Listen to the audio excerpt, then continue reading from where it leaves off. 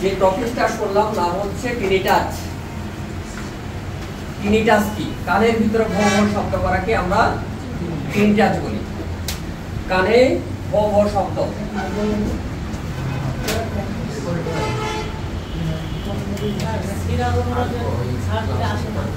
ভো ভো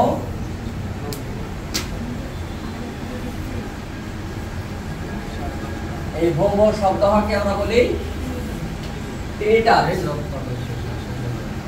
tinnitus কেন হয়? স্নায়বিক দুর্বলতার জন্য, দীর্ঘদিন কোনো রোগে সাফার করলে, তারপর আমরা যদি দীর্ঘদিন কোনো অ্যান্টিবায়োটিক খাই,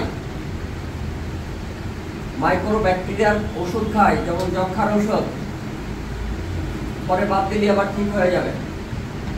এরপর স্নায়ুতন্ত্রে আঘাত, স্নায়ুতন্ত্রে যদি আঘাত পায় তাও হয়। মানসিক অশান্তি তার জন্য হয়। তারপর রক্তের হিমোগ্লোবিন কমে গেলে হয়। তারপর কি জন্য হতে পারে? টিনিটাস, অর্থাৎ কানের ভিতরে ভো ভো শব্দ কি জন্য হতে পারে?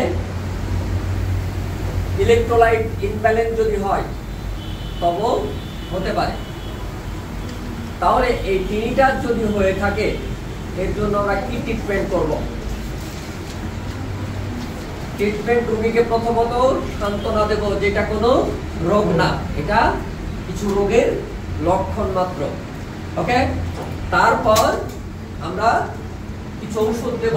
সিনারন প্লাস, স্কয়ার কোম্পানি সিনারন প্লাস আছে, সিনারজিন প্লাস আছে, তারপর সিনাজিন প্লাস আছে, ইনভেসেনার আছে, অ্যাকমির আছে। যাই হোক, যে কোম্পানিরই পায় না কেন, একটা করে 2 বার 1 মাস দেব। কয়বার? 1 মাস দেব।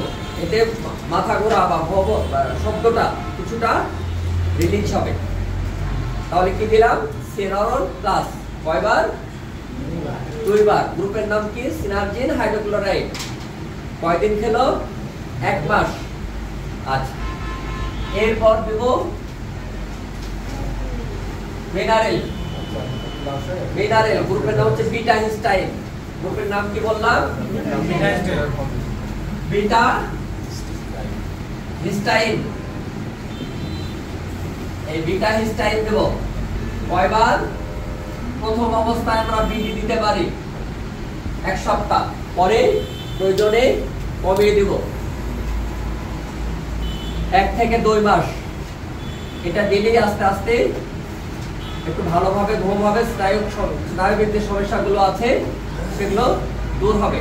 কিন্তু আমি যে রোগের কারণে হয়ে থাকে, এই রোগগুলো কিন্তু আপনাকে ট্রিটমেন্ট করে যেতে হবে।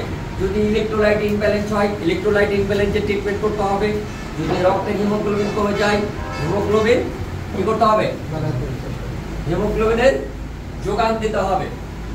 আচ্ছা, তারপর যদি মানসিক কোনো অশান্তি থাকে, সেটাকেও তাকে সান্ত্বনা দিতে হবে।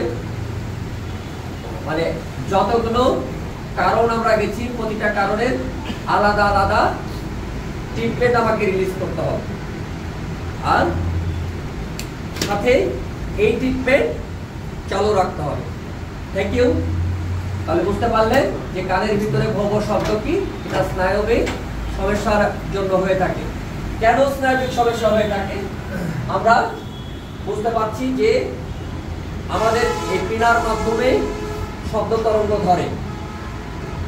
এই গিয়েটা এয়ার চ্যানেলের মাধ্যমে গিয়ে ড্রামে লাগে। কোথায়? এয়ার ড্রামে, কানের পর্দায়। পর্দায় লাগার পরে কোথায় ধরে? আমাদের স্নায়ুতন্ত্রে। এখন স্নায়ুতন্ত্র আর এয়ার ড্রামের মাঝখানে যে ব্যবধান, যদি এখানে সমন্বয় না হয়, এখানে ইলেকট্রিক যে স্পার্কিং হয়, যদি সকেট লুজ থাকে,